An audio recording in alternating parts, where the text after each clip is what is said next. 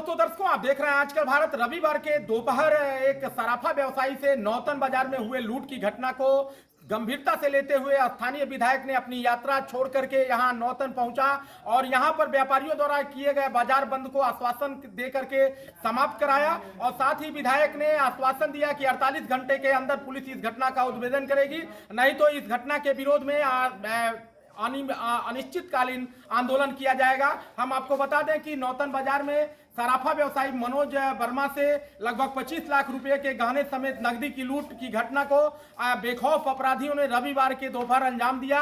इस घटना के बाद आक्रोशित व्यवसायियों ने नौतन बाजार को बंद किया, जहां बाद में सूचना पर पहुंचे पुलिस अधीक्षक ने व्यापारियों को सुरक्षा और उनके जो लूट हुआ है उस घटना के उद्भेदन का आश्वासन दिया। और इसी बीच यात्रा जो पदयात्रा थी उस पदयात्रा को बीच में ही छोड़ करके विधायक अमरजीत कुशवाहा नौतन पहुंचे और यहां आक्रोशित व्यवसायियों से बात करने के बाद उन्हें आश्वस्त किया कि उनकी सुरक्षा और उनके घटना का उद्भेदन पुलिस द्वारा 48 घंटे के अंदर नहीं किया जाता है। तो इस मामले को लेकर के भाकपा माले आंदोलन करेगी। हम आपको जोड़ते हैं भाकपा माले विधायक अमरजीत कुशवाहा से, इनसे जानेंगे जिस तरह से बेखौफ अपराधी लगातार सीवान में आपराधिक घटनाओं को अंजाम दे रहे हैं, इस पर माले का अगला स्टैंड। बेखौफ अपराधियों का तांडव सीवान जिले में जारी है और आज कल रविवार को आपके विधानसभा क्षेत्र के व्यस्तम इलाके नौतन में थाने से महज 50 मीटर की दूरी पर बड़े आपराधिक घटना को अपराधियों ने अंजाम दिया।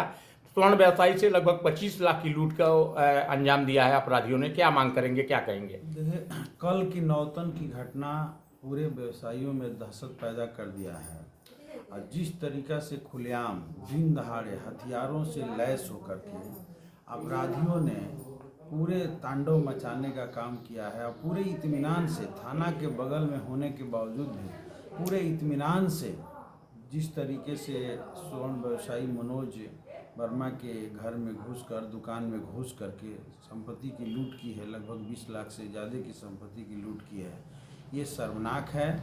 और हम साफ साफ मानते हैं कि बिहार सरकार लोगों को सुरक्षा देने में पूरी तौर पर विफल है और जिला के प्रशासन भी अपराधियों को रोक पाने में पूरी तौर पर विफल है।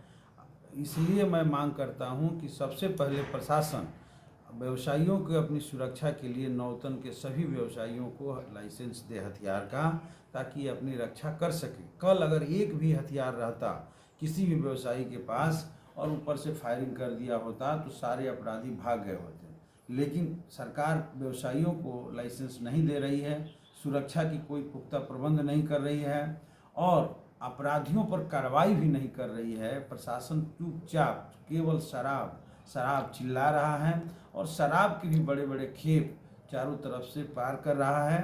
तो ये कुल मिलाकर देखा जाए तो बिहार सरकार इन सारी चीज़ों में जनता की सुरक्षा देने में विफल है और इसी का परिणाम है कि नौतन बाजार में घटना हुआ है। हम सीवान के एसपी से सीधे तौर पे मांग करते हैं कि तत्काल नौतन के मुख्य व्यवसायियों को लाइसेंस दे करके उनकी सुरक्षा की गारंटी करें। ये भी हम मांग करते हैं कि जो संपत्ति लूट की गई है उन संपत्ति को किसी भी सूरत में अपराधियों को पकड़ करके बरामद कराई जाए। और ये मेरा पूरा दावा है कि प्रशासन ये जानता है, पुलिस प्रशासन पूरी तौर पे जानता है कि किस इलाके के कौन सा अपराधी हैं और बड़े से छोटे सभी अपराधियों के बारे में प्रशासन को पूरी जानकारी होती है। उसमें से पकड़ा जाएगा तो निश्चित तौर पे पता चल जाएगा कि कौन अपराधी है और सारी संपत्ति बरामद होगी। एक छोटे मोटे व्यवसायी के लिए उतनी बड़ी क्षति असहनीय है। मैं उनके परिवार के इस दुख के घड़ी में उनके साथ हूं और पूरे नौतन बाजार के व्यवसायियों के साथ हूं। हमारी पद यात्राएँ चल रही है इसी सवाल को लेकर के बिहार की जनता को न्याय मिले, बिहार की जनता को अपराध से रक्षा हो सके, बिहार के भीतर सामंती उत्पीड़न है उससे रक्षा हो सके और उसी क्रम में घटनाएं घटी हैं। इसलिए हम इस आंदोलन को, नौतन बाजार के व्यवसायियों के आंदोलन को हम और हमारी पार्टी पूरी इत्मीनान से खड़ा करेगी और जब तक व्यवसायियों की पूरी सुरक्षा की गारंटी, सभी प्रमुख व्यवसायियों को हथियार का लाइसेंस और संपत्ति की बरामदी नहीं होता है तब तक हम लोग आंदोलन जारी रखेंगे। जैसे ही हम लौटेंगे सभी व्यवसायियों की बैठकें करेंगे और पूरे नौतन क्षेत्र के ग्रामीण जनता का बैठक करके इन अपराधियों को से दो हाथ भाकपा माले करेगी। पहले भी अपराध के खिलाफ भाकपा माले लड़ करके व्यवसायियों की सुरक्षा की व्यवस्था की है। ये दूसरे किसी पार्टी में ताकत नहीं है और आगे भी हमारी पूरी एकता के बल पर हम लड़ करके व्यवसायियों की सुरक्षा की गारंटी करेंगे। विधायक जी, शराबबंदी को आपने कहा कि शराबबंदी पर फोकस है पुलिस का बहुत ज्यादा। शराबबंदी से भी सीवान में लगभग 35 लोगों की मौत हो चुकी है और पूरी तरह से बिहार सरकार फेल है, और दूसरी तरफ अपराध भी बहुत बड़े पैमाने पर हो रहे हैं। तो व्यवसायियों ने कल 48 घंटे का अल्टीमेटम दिया है। भाकपा माले की अगली रणनीति क्या होगी? आप लोगों का अगला रणनीति क्या होगा अगर 48 घंटे में पर्दाफाश नहीं होता है तो? हम तो बोले कि हम देख रहे हैं कि बिहार में ये पहली घटना कोई नहीं हुई है भगवानपुर में या नौतन में। भगवानपुर में जिस तरीके से आप 35 कह रहे हैं, कोई 51 कह रहा है, कोई 50 कह रहा है, लोगों की जहरीली शराब से मौत हुई है। और ये पहली नहीं है, बल्कि पूरे बिहार में कई बार इस तरह की घटनाएं घट चुकी है, बावजूद भी प्रशासन जो है रोक पाने में नाकाम है। और इसमें भी मैं कहता हूँ कि बड़े शराब माफियाओं से प्रशासन का मेल है। गरीब गुरबे छोटे लोगों को पकड़ा जाता है, जेल भेज दिया जाता है, और हम लोग तो यहाँ तक देखते हैं कि निर्दोष लोगों को भी शराब चेकिंग के नाम पर पकड़ करके अपमानित किया जाता है, उनसे पैसे वसूले जाते हैं। ये नौतन थाना क्षेत्र है, आजकल शराब अड्डा, शराब का सप्लाई का, तस्करी का हब बना हुआ है, और प्रशासन चुपचाप तमाशा देख रहा है, केवल पैसा कमाने का धंधा बना लिया है। आज नौतन थाना जहाँ घटना हुई वहाँ से महज 400 मीटर की दूरी पर है, लेकिन घटना के बाद लोगों ने सड़क जाम किया और हमको सूचना दी, तब हम बोले तभी थाना जो है वहाँ नहीं पहुँची थी। इससे साबित होता है कि पुलिस को कोई इंटरेस्ट नहीं था अपराधियों पर। ऐसे थाना प्रभारियों, ऐसे थाना के अफसरों पर तो निश्चित तौर पर कार्रवाई होनी चाहिए।